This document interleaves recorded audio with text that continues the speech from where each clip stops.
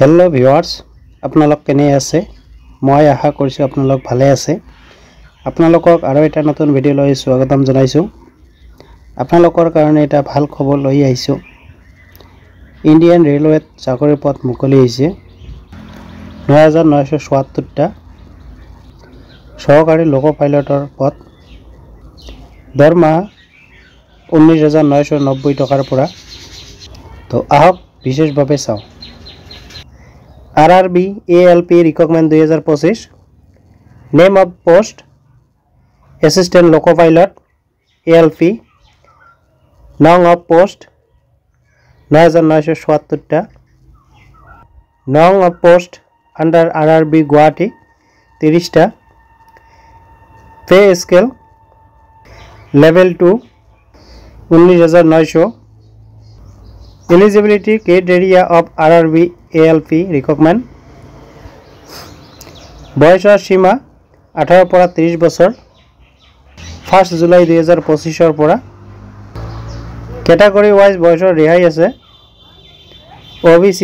NCL ৰ কাৰণে 3 বছৰ SC ST ৰ কাৰণে 5 বছৰ এডুকেশন কোৱালিফিকেশন মেট্ৰিক পাস কৰা হ'ব লাগিব লগতে fitter electrician mechanical millwright mechanical radio TV electronic mechanic motor bahan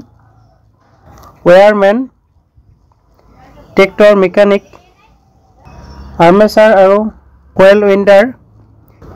mechanic digital heat engine trainer machinist এবিলাকত আইটিআই থাকিব লাগিব বা মেট্ৰিকুলাৰ বা ওপৰত উল্লেখ কৰা ব্যৱসায়বোৰত SSLC আৰু পাঠ্যক্ৰম সম্পূৰ্ণ কৰা আইন এপ্ৰেন্টিছশ্বিপ বা মেকানিক্যাল ইলেক্ট্ৰিক্যাল ইলেক্ট্ৰনিক অটোমোবাইল ইঞ্জিনিয়াৰিঙত 3 বছৰৰ ডিপ্লোমা থাকিব লাগিব বা ITI সলনি এটা শিক্ষিত প্ৰতিষ্ঠানৰ পৰা এটা অভিযান্ত্ৰিক শাখাবোৰত বিভিন্ন শাখাত সংমিশ্ৰণ থাকিব লাগিব ইয়াত এটা টকা দিছে ডিপ্লোমা ইন ইঞ্জিনিয়াৰিঙৰ সলনি ওপৰৰ দৰে অভিযান্ত্ৰিক শাখাৰ ডিগ্ৰীও গ্ৰহণযোগ্য হ'ব কিবা যদি সহায়ৰ প্ৰয়োজন হয় আপোনালোকে এইটো ফোন নম্বৰত ফোন কৰিব পাৰে পুৱা 10টাৰ পৰা আবেলি 5টা লৈ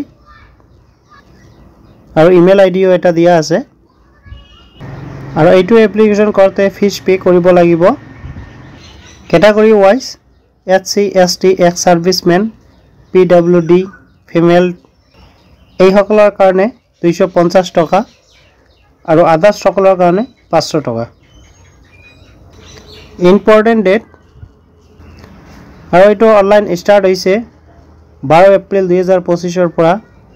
আৰু ইয়াৰ লাষ্ট ডেট 11 মে 2025 লৈ থাকিব আৰু এইটো অনলাইন কৰা লিংক ভিডিঅ ডেসক্ৰিপচনত দি থম তাৰে পৰা গৈ আপোনালোকে অনলাইন কৰিব পাৰিব মই আশা কৰিছো আপোনালোক নিশ্চয় বুজি পাইছে কিবা যদি বুজাত অসুবিধা হৈছে মোক কমেন্ট কৰিব নিশ্চয় আপোনাক সহায় কৰিম যদি ভিডিঅটো চাই ভাল লাগিছে লাইক কৰিব বন্ধুবৰ্গৰ লগত শেয়াৰ কৰিব যাতে সকলোৱে গম পায় আৰু চেনেলটো সাবস্ক্ৰাইব কৰি কাষত বেল আইকনটো দবাই ৰাখিব যাতে এনেকুৱা ধৰণৰ ভিডিও দিয়াৰ লগে লগে আপোনালোকে পায় তো আকৌ লগ পাম আৰু এটা নতুন ভিডিওত তো আজিৰ ভিডিও এইখিনিয়ে আছিল